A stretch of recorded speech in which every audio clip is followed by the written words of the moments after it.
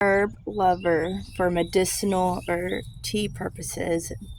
I just cleaned out my beautiful herb tea bed and it is gorgeous.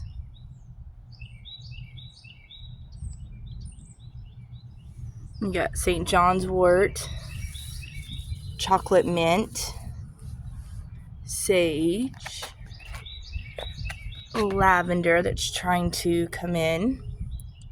Then you got rosemary, thyme, lemon balm back there showing off, and then more chocolate mint.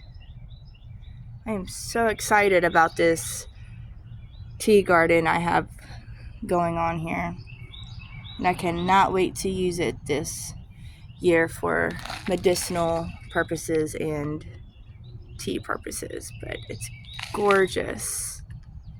Let me go slow. And my grapes, see that? Beautiful. Look. Don't you just love Mother Nature and the beauty it brings us?